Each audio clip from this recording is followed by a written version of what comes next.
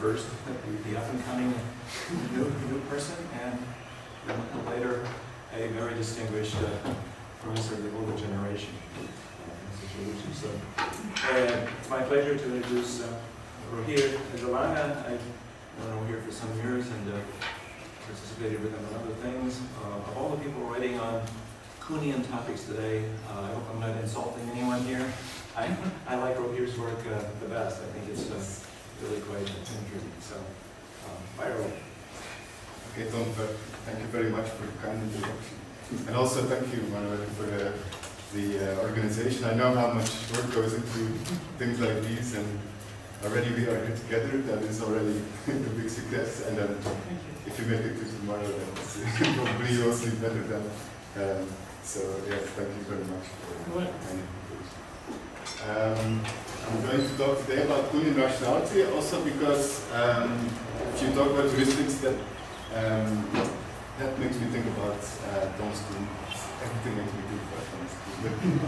But I have developed an account of rationality that fits Thomas Kuhn's ideas, and it happens to be heuristic, a rational heuristic. So it makes sense to present it. So if you talk about scientific rationality, well, what are we talking about? Like in a very broad sense, we're talking about how to rationally decide between alternatives. What the alternatives are, whether it is theories, models, you name it, it can be anything. But the topic is how to rationally decide between them. And so, usually the problem of theory choice is framed in a certain way. It is framed as a couple of alternatives, and then you have some way of measuring it, balancing it. And then if you have a fixed balance, what happens is that you get you get a ranking. But of course, there is a link between the alternatives you have and the balance. What you'll see is that the way you evaluate things, also in real life, somehow depends on the alternatives you are evaluating. So, for example, if we talk about science, we talk about things like scientific method. But where does this method come from? Can it come from anything else than science itself? And if it comes from somewhere else, then what is its justification? Is it empirical? Is it rational? What is it? So I think it would be wise to say that also the methods of science derive from scientific investigation, which is exactly what we're choosing in scientific practice. So in order to have a fixed standard then, what we need to do is we need to fix a set of alternatives. We need to close them up. We say like, there's a given set of alternatives, and it's them that we're trying to evaluate. And this, I would say, this corresponds to, or this is an intrinsic. I'm not saying that this is the reason why, the explicit reason why it was done, but I think this is a big reason for logical empiricists' restriction to the context of justification. Why they restricted themselves, the self-imposed restriction to the context of justification. I understand this as a way of fixing the set of alternatives between which to choose, and as a result to have the fixed standard. So if you have a fixed standard, then you can make a ranking. But of course, if we take a Kuhnian point of view, then we lose the restriction to the context of justification. Kuhn also wants to talk about how science changes, how this set of alternatives grows and changes. So we cannot restrict ourselves to a fixed set of alternatives. And so if the alternatives are not fixed, and the standard for evaluation depends on the alternatives, and the standard for evaluation must also change. But this gives a very particular problem, which I used to call the problem of Kuhnian rationality. Like, Kuhn has been known for having great difficulties accounting for rationality. And I think if you think it through, what's at the core of this problem is exactly this. How can you be rational if new practices, well, Kuhn's theory, the alternatives of practices, if these practices change the very standards that regulate them. So if both the alternatives and the standard change at the same time, how can you still be rational? How can you be rational if the standards for rationality themselves change? And so this brought Kuhn into a whole lot of trouble, and a lot of trouble that he didn't anticipate, I think, because it's only at the end of it's only in the postscript, which he added in 1969, in the second version of the Structure of Scientific Evolution, that he went into this more deeply, because he was challenged on this point very much, and it drew a lot of criticism from other philosophers of science. These were statements such as that there is no fixed standard of rationality, there is no algorithm for theory choice, and instead, he, in 1977, then that is, he has a very, you could almost say, shallow account, because it's not well developed. It's only a couple of lines where he says, well, yeah, it's more like this kind of, I wouldn't even say virtues, I'd say values. They're like a guide. They suggest a course to take. And then he has five of them: simplicity, truthfulness, precision, things like that. But they are necessarily vague, even. So he was pressed all the time to give a very precise kind of rationality, like how can you be rational in a situation that you have constructed, like in a situation where even standards for rationality themselves change. And the only thing he came up with was that it was these values that are necessarily vague, which was, according to many critics, unsatisfactory. And Kuhn is almost, he realizes this, and he's apologizing for this. He says, yeah, even if you follow me this far, I have no idea how a value-based enterprise, which I'm describing, how it would yield some system that is successful at prediction and control, as our current scientific practices are. So it's very interesting here how Kuhn sees, on the one hand, he describes how an individual, what kind of problem statement, what kind of problem setting the scientist finds himself in or herself in, and what the problem of theory choice is from his perspective. But then he doesn't know how this, how a community of agents interacting in such a way can make science successful as it is. So it seems he's lacking in a kind of rationality. And well, of course, a lot of criticism against Kuhn, and Kuhn had a lot of criticism to endure, of course, is aimed at this exact point.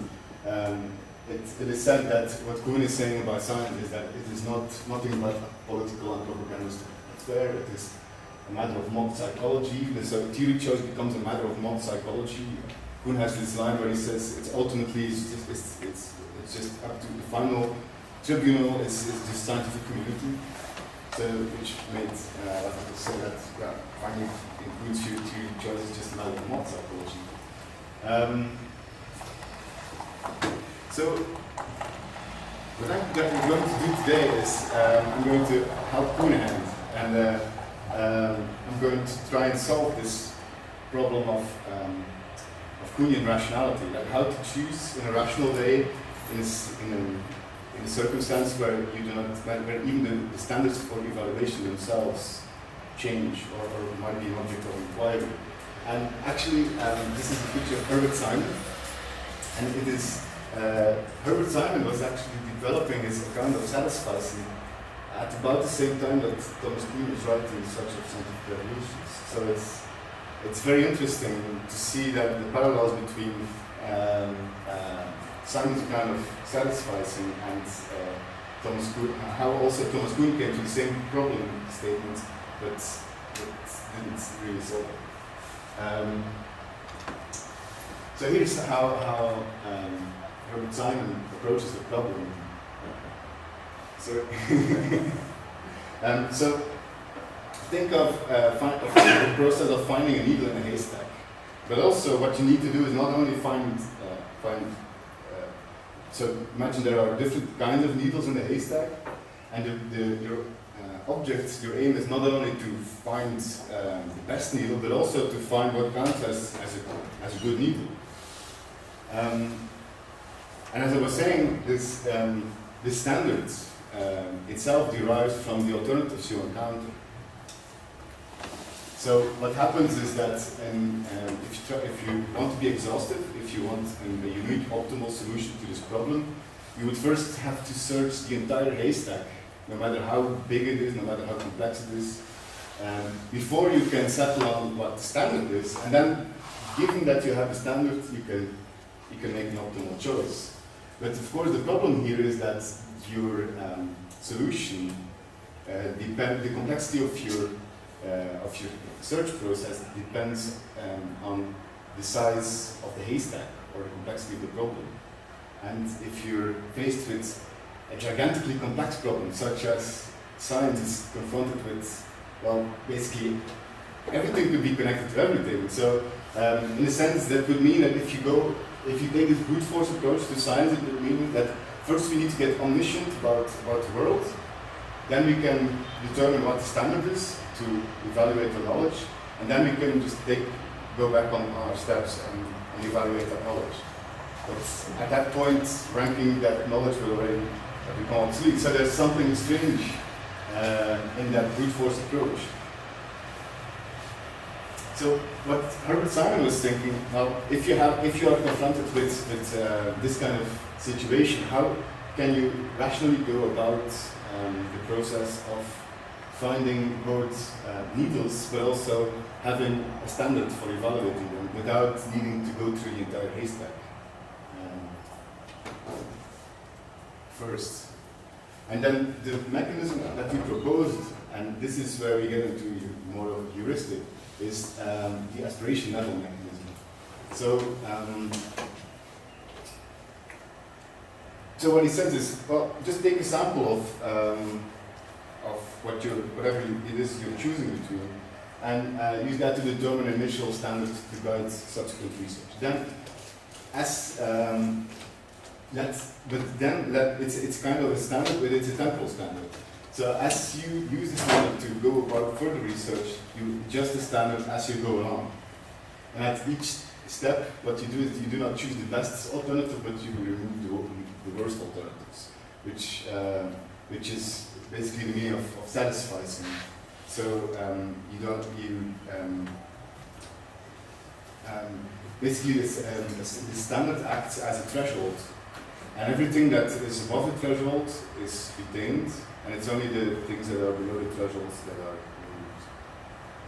So in this way you can go about searching the haystack and have your aspiration level, your standard for evaluating what you encounter evolve dynamically without needing to search the entire haystack.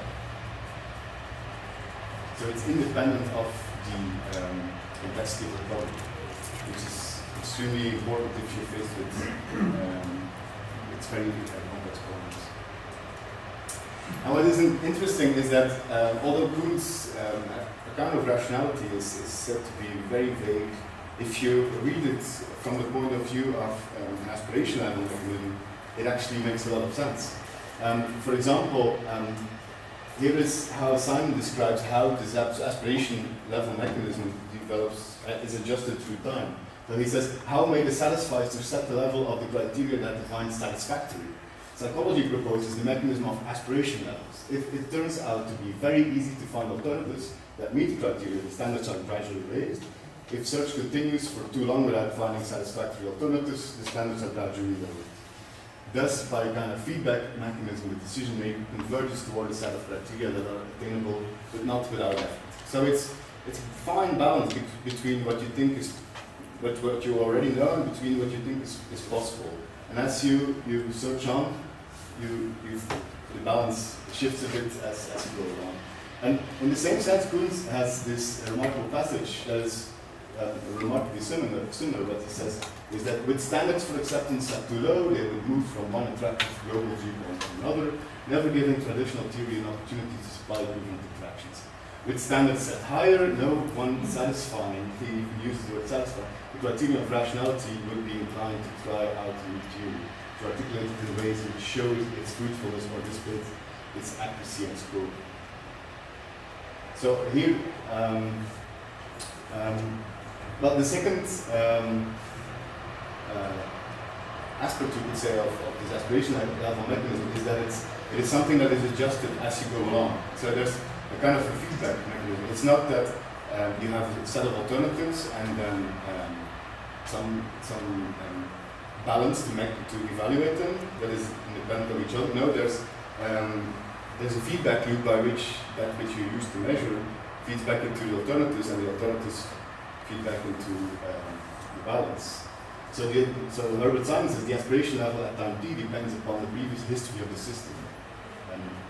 And Kuhn has this passage which says the existence of a feedback loop through which theory change affects the values which led to that change. So there's this feedback loop is essential to how this aspiration level works. And as a third component, what is very important here, and what is usually not thought about if you think about theory choice in science, you think about theory choice as choosing the best theory. What is the best theory? Rather, what Kuhn was basically saying was, well, scientists do not choose the best theory; they just abandon the worst ones. And that's a different approach. So this is, of course, implicit in this is, of course, Simon's satisficing account, where he talks about the thresholds above which everything is retained. But also Kuhn has this view. For example, when he quotes Planck, who says a new scientific truth does not triumph by convincing its opponents and making its delight, but rather because its opponents eventually die and a new generation grows up that is familiar with it. So they leave behind previous research rather than going towards.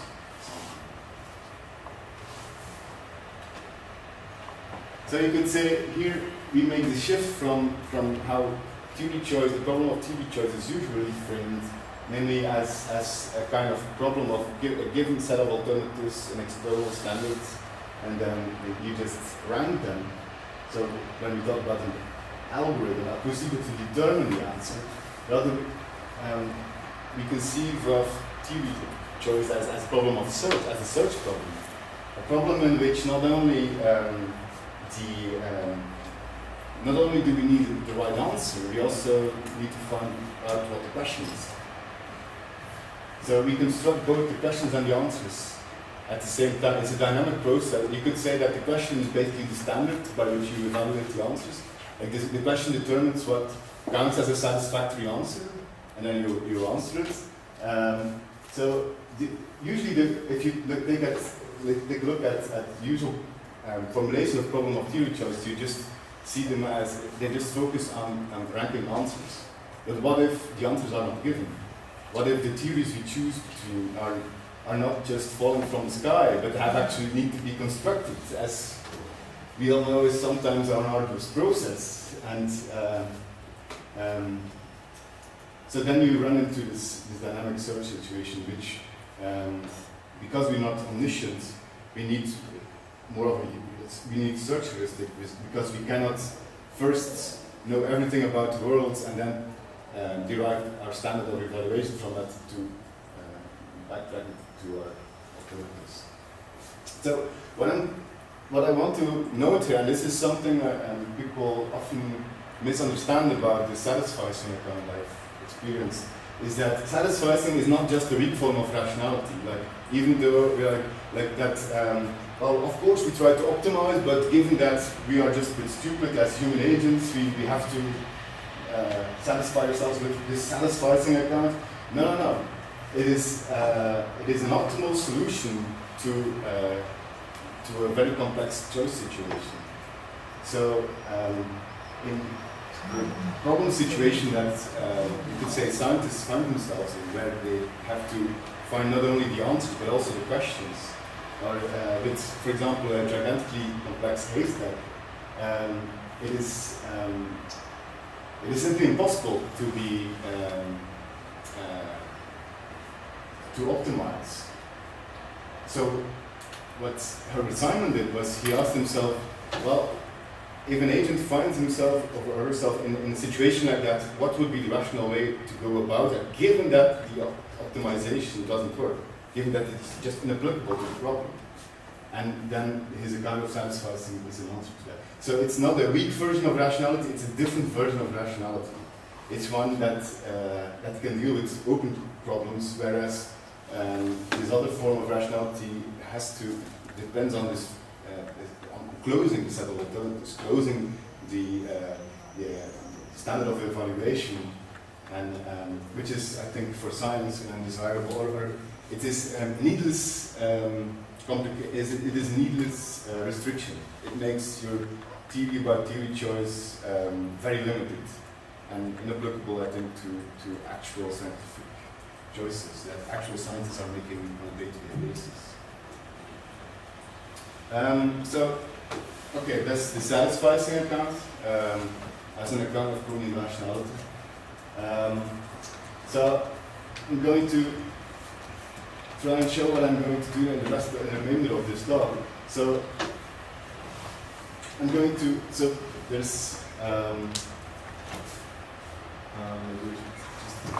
yeah.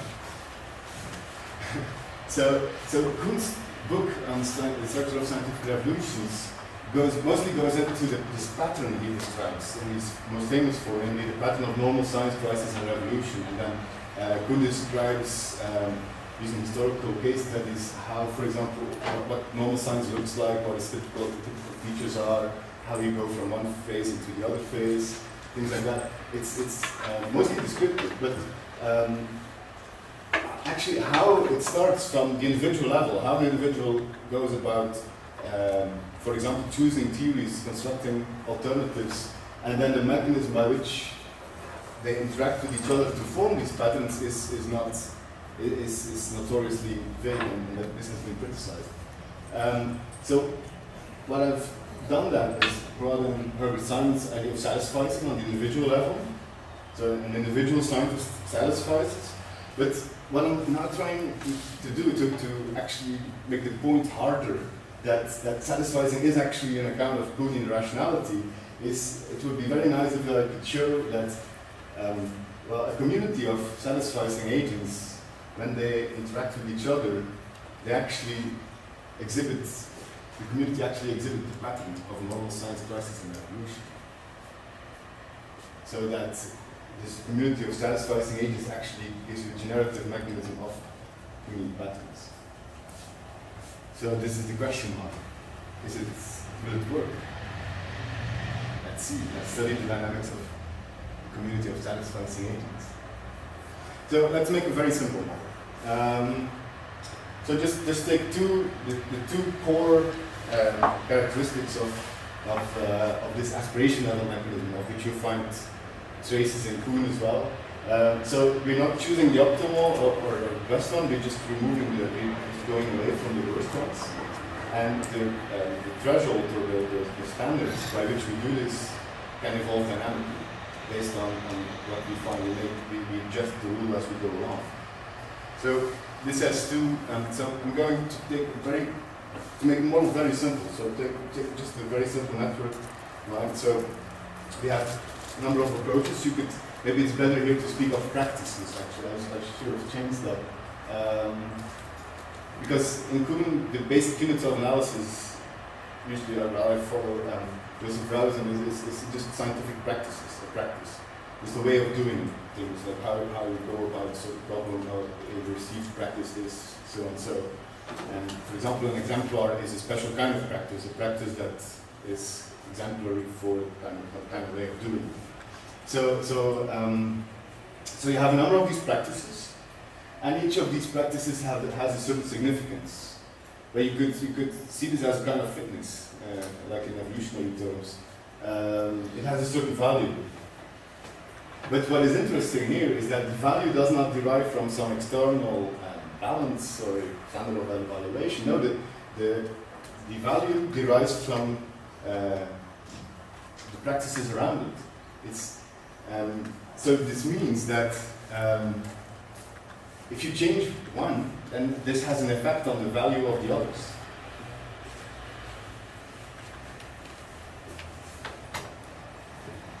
So for this model, I'm going to translate these two basic elements of the satisficing mechanism into the two rules for this simple model. Is that first rule? So we take what we change is not the best one, but we change the worst one. And what we do is we look at the approaches we have or the practices we have, and we just take the worst one. And we delete it and we pick a new one. And the value, yeah, we don't know what the value is going to be. Let's just say it's a random number. The new space that has become available is just filled with something new. It might be worse, it might be better, but at least it's so. Just to understand the graph, what does the neighborhood really represent? Is it similarity of the activities, or if A is near to B is near to C, what's the neighborhood? Oh, so it means that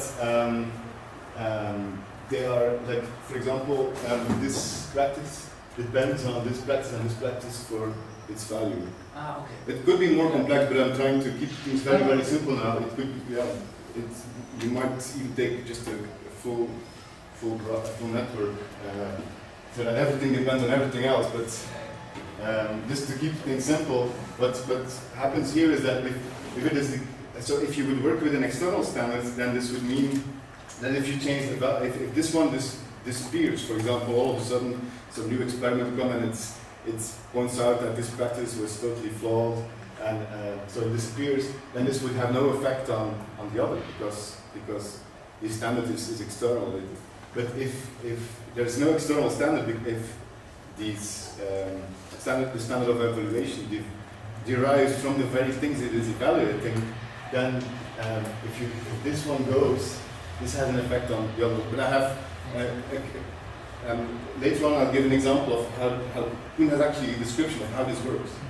So I'll go into that more detail. For now, just try and focus on the very simple model, because that carries the mechanism, the basic mechanism, how you go from this satisficing agent to normal science crisis and revolution. So we have two rules. So we focus on so scientists abandon the worst rather than choose the best. And as a second rule, the standard by which they choose it can change. It's dynamic. So they depend on each other for their value rather than that there is an external fixed standard. So I'm just going to show you how this works in practice. How one step in the model. I'm going to walk you through just a single step into the model. Later on, I'll read through it much faster. But so we start by looking which one is the least fit or the least significant approach. Is approach B. So what we do is it gets abandoned. It's replaced by this practice G, which happens to have a higher significance level. Because it has changed, its neighbors also change. For example, practice A has a lower fitness level now, and practice C has a higher. And then you go to the next term. So again, it turns out E is then the worst one. So you replace E and C. I'm going to show you in a simulation what this results in if you just reiterate this 2,500 times. Can you see the green dots? Or maybe we should close the window a bit more, because it's very important to see there. Yeah, maybe it's the green dots. Oh, thank you. Is this better? Yeah. Okay. So this is a somewhat more elaborate version of the line network that I showed before. So here we have more than 100 dots or approaches or practices, and they have a random value associated with them. And so what we're now going to do is going to walk through it 2,500 times. And what will happen is that each time the least significant will be chosen, which I think in this case will be that one. And it is replaced, and also its names are replaced. They are not replaced, but they get a different value because of this change. So let's run it 2,500 times.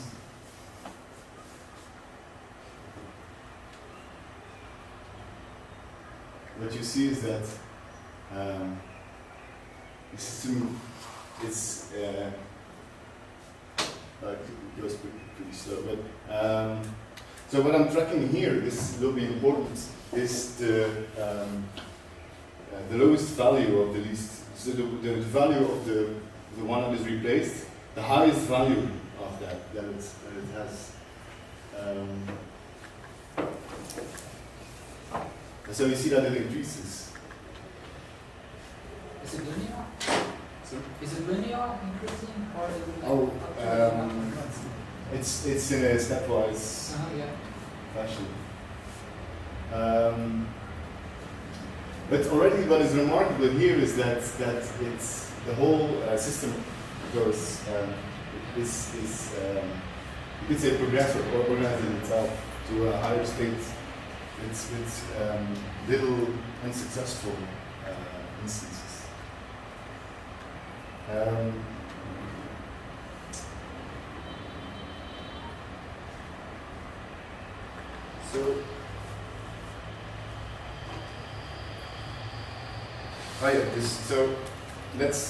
So we have all these terms, and then we do look at the least significant approach. So the one that gets replaced, and then the first time, for example, it's pretty low, and then it can be high, but also a bit lower again. But what we are interested in is seeing the highest value of this least significant approach. And in a sense, this is a measure of the progress that's being made. So what will happen in the end, and this is a remarkable finding about this model, and which actually can be proven analytically, is that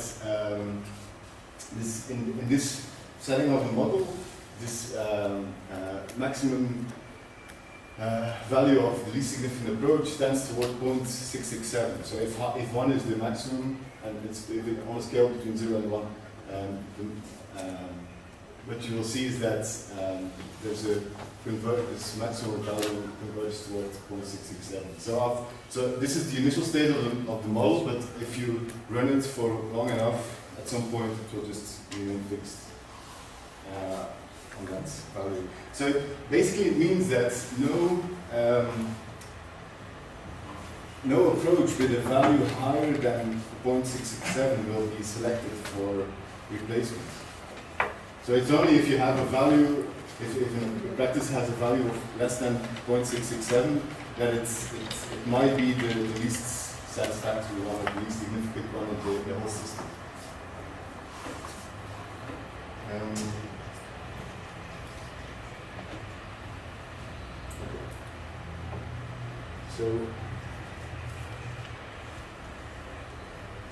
So this is interesting. You could think of this as a kind of emergent threshold that emerges from the dynamics of the model, is that you have this kind of sticky threshold above which practice is stable. And an interesting thing is that these stable approaches will tend to cluster because it's like they attract each other, because they protect each other from being replaced, from acquiring a value that is less than the threshold value. I can show this again in the model. What I'm going to do now is do the same thing as before, but I'm going to have the green dots increase in size as they remain in place longer. So so the longer an approach lives in the system, is unchanged in its value, the bigger the dot is going to be. And what you'll see, or what I want to illustrate with this, is that you will see how they cluster together. You get networks of stable practices.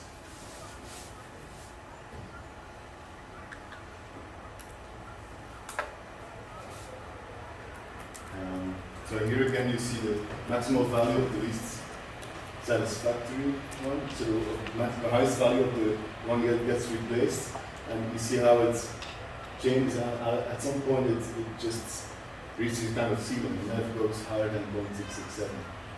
And what you see here is that I could just let it run in the background and return to it later, but you will see it's disgusting. I'll come back to it later.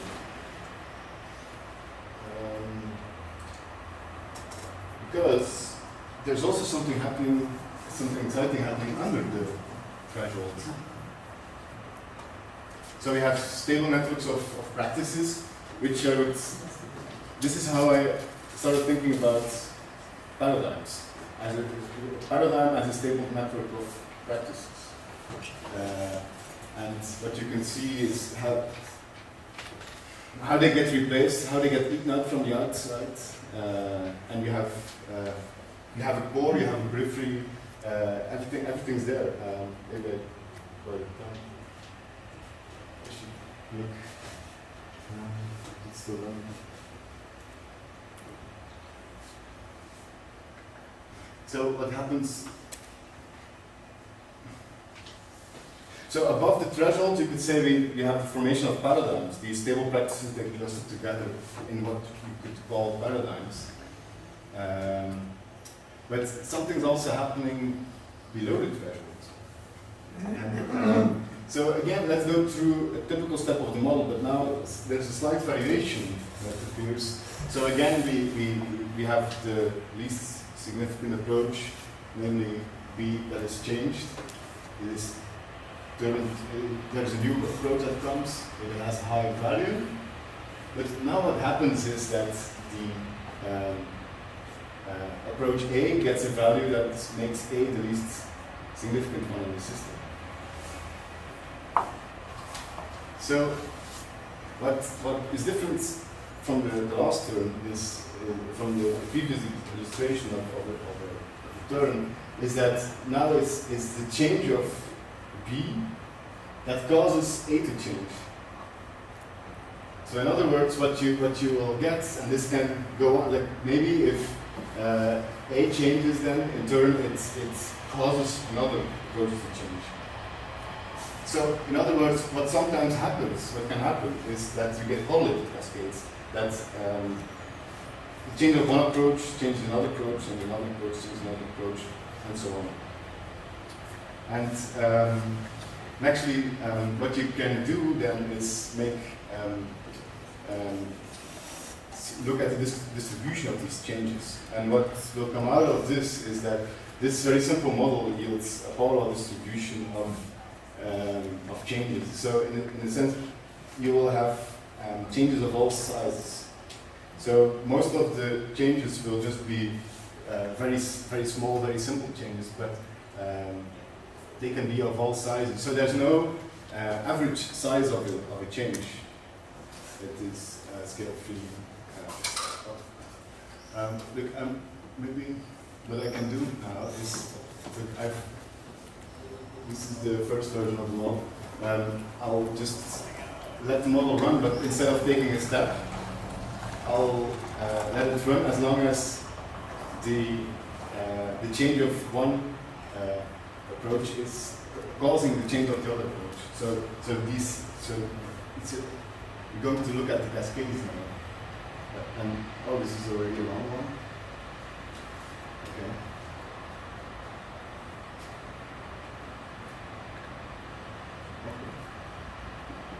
Shorter one.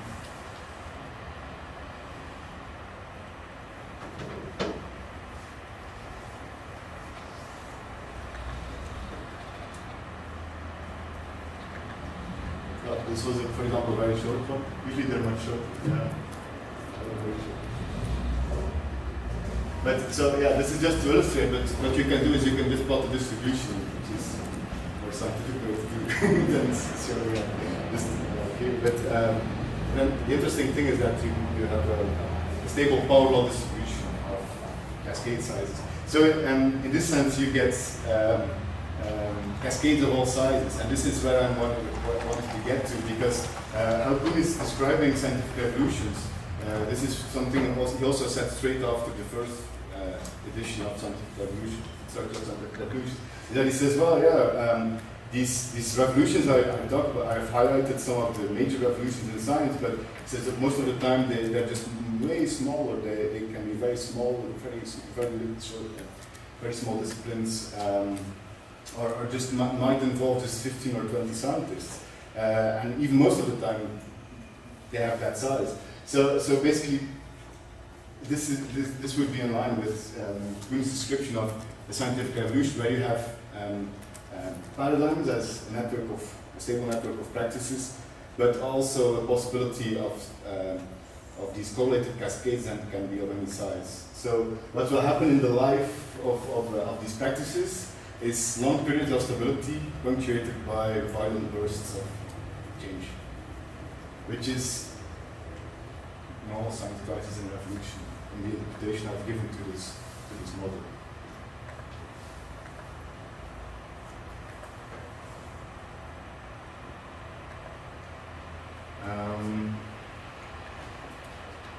Okay, so here I see that my time is almost up, but so what I'm trying to, the point I was trying to make is that Kuhn actually describes in his paper what is a revolution. He describes a paradigm as this parts walking together with each other, and a revolution is then when some small part of this paradigm is changed and causes something else to change, and causes something else to change. And he has he has three examples actually that he describes from the history of science, where you see where some science, maybe not even a very special one, just somebody who starts with a certain problem, and it's like he starts pulling a thread, and all of a sudden things start to unravel more and more, and the thread keeps being longer and longer, until the whole thing falls down. But you might as well be the scientist who pulls the thread, and it's already that's already it. So you can have the thread can be of all sizes in a sense. So this is one of the examples I discussed, but I'm running out of time. So just this quote: "There is no way to correct Aristotle's view about the void without reconstructing much of the rest of his physics." So what he describes is the interlocking of different parts of Aristotle's physics, and then how you cannot change one part without changing the others. So a theory is not just a pile of facts; it's interconnected parts, and if you change one part, you have to change other parts, and this resembles this correlation, this correlated cascades. So this is, I think, something that is often missed in Kuhn interpretation. That's according to this model, but also if you read Kuhn carefully, this is where he's getting at. A revolution is not large and instantaneous. It's not like a meteor strikes Earth and all of a sudden this whole theory falls apart. No, it's actually a phenomenon that can be reduced to small changes. But what characterizes revolution is not the fact that it's so violent or that it is so fast, but rather that the changes of which it consists are correlated. Whereas in normal science or in situations that are not revolutionary, you just change something and it remains without consequence for other parts of the system.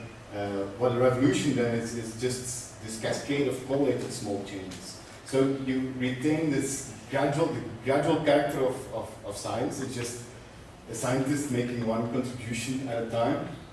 But what makes it so revolutionary is that the changes can be correlated, and then if you look at it from a somewhat more distance, for example, if you look at, for example, Einstein's life from from a distance, it seems like all of a sudden physics crashed, Newtonian physics collapsed. Whereas for Einstein, of course, this was this cascade of correlated changes. He changed this and then that, and then that had to change, and then that had to change. And for the outside, it looks like he just had this magical year in 1905, and bang, everything collapsed. But of course, this was, if you look at it, this could be much better understood as this cascade of correlated small changes. So what you get is this stepwise way of is progress in a stepwise fashion with correlated changes, correlated small changes that succeed each other very rapidly, which gives the impression of a giant leap. And this, so if you think of this as progress, and so the progress here is not the within a practice itself, but rather the change of practices and how they. So every time a practice is changed, it is changed for the best because, well, this is a wrong way of phrasing it. Rather, it is away from a bad practice. It's from, and what means bad? Well, that depends on what practices are in place already. But when the practice is changed, the change is for the best. So if you just plot the number of changes, which I've done here, the accumulated number of changes, then you get this kind of progress. So stepwise progress away from bad practices, which is a progress to revolutions.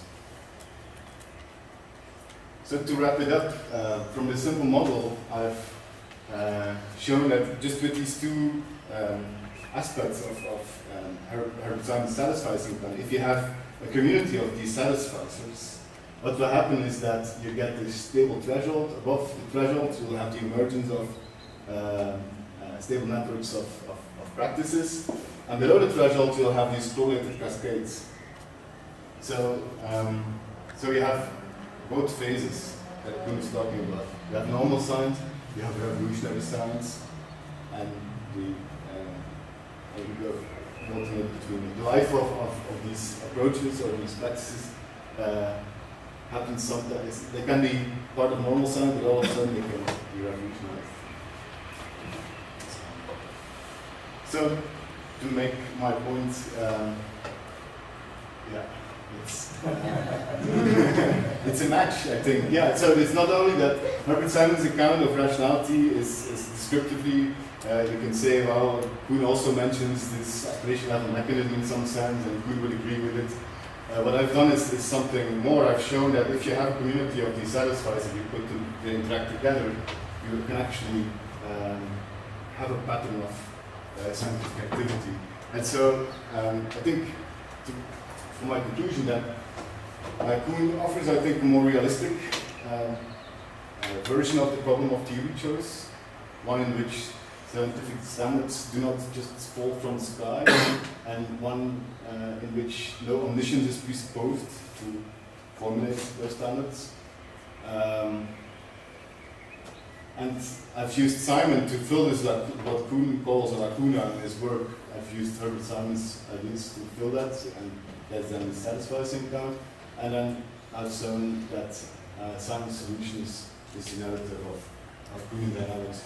So in future research, now that I have this model, which is, I think, one of the first models of how possibly could something like normal science crisis and revolution happen. That is true to Kuhn's ideas about rationality, which are usually very vague. Well, I want to use this model to clarify Kuhnian concepts such as progress, such as incommensurability. Also, the model can be used to derive empirical hypotheses. Remember, there's a Poisson distribution in the model of the cascades. So it's basically an empirical prediction of the size of scientific revolutions. And what I'm now in the process of doing is to translate this to empirical hypothesis about scientific data. And this constitutes an empirical test for the existence of cascades, so paradigms and the shifts between them.